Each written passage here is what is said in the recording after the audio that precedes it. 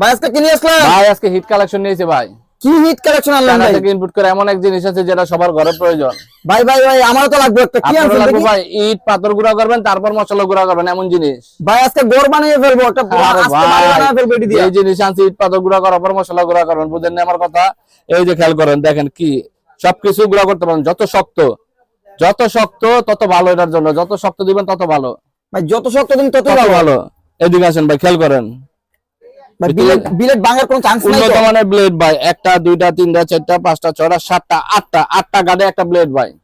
ভাই বিলেট ভাঙার কোনো চান্স কোনো নাই তো? চান্স নাই। আটটা ইট ভেঙে যাবো, পাথর ভেঙে যাবো ভাই। সচরাচর ব্লেড তো আপনারা দেখছেন, এই ব্লেডটা একটু খেয়াল করেন ভাই এটা মশলা দেওয়ার পর চালু করবো কিভাবে? ভাই।